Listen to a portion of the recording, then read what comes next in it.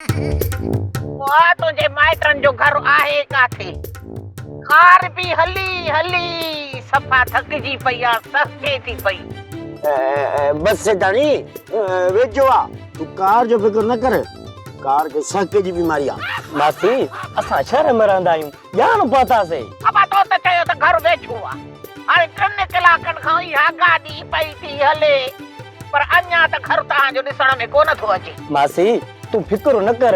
अधो ठीक थी वञे न मां तोखे माला माल करे छॾींदुसि मां पाण परेशान आहियां त असांजो घर एतिरो परेशान थी वियो आहे अबा मां तिलकणीअ खे घर अकेलो छॾे आई आहियां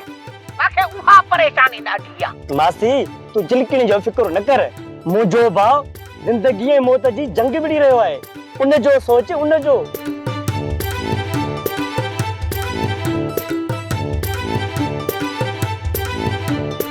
मिठा मिठा मंझंदि थी वई आहे अम्मा जो अञा तो को ना निशान ई ना आहे ओ मुंहिंजी चिलकणी चाकलेटी तू परेशान न थी माणे जीअं मुंझंदी तीअं पिनंदी मिठा मिठा उहे मुहांडा अम्मा रात का गुम आहे ख़बरदार जो मूंखे उहो चयो अथई उहा कावड़जी पई न त सभु कपिड़ा कुतरे वेंदई हाणे ॿुधाए त कुआ कॾहिं खां गुम आहिनि मुंहिंजो मतिलबु आहे त माणे कॾहिं खां गुम आहे अम्मा रात का गुम आहे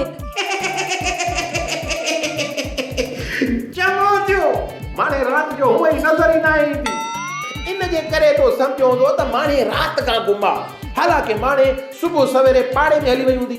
न मिठल मिठा अम्मा जीअं मामा जी गिला करे सुती त गुम थी वई मूंखे त ख़ौफ़ थी पियो आहे असांखे माणे मां ख़ौफ़ थिए तोखे वरी माणे नाहे त पोइ थो ख़ौफ़ थी किथे अम्मा मिठल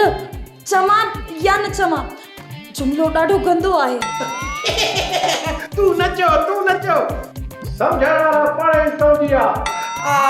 बाक़ी घोबाटो हिते पियो घुमंदो वते अहिड़ी ॻाल्हि सम्झ त नाहे त पोइ अम्मा आख़िर वई किथां अरे सुठो थियो वई हली हाणे दुआ कर त मड़ी मोटे ई न छो न मोटे छो मां यतीम थिया चिलकणी माणे अलाह कंदो त क़यामत जा तॾा वेड़ींदी ऐं जिते बि हुजे ख़ुशि हुजे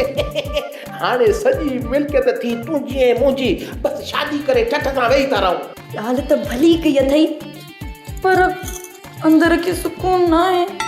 तूं अम्मा खे ओताकनि में वञी ॻोल्हि त मां अम्मा खे घरनि में वञी थी ॻोल्हियां माणे का माचीस जी तीली न आहे जो गुम थी वई त लभंदी कोन माणे त मुहरी आहे मुहरी गुम कोन थींदी वञ मिठल न त मां रूसी वेंदीसां वञा थो इहा में वेठी हूंदी पाणीअ जे कंहिं दुबे में हेॾे थियूं सोप सीरियल मश्करनि जो ॻोठ सीज़न 2 जा तमाम एपिसोड्स ॾिसो हाणे HD क्वालिटीअ में विज़िट करियो असांजो YouTube channel Sindh TV HD drama.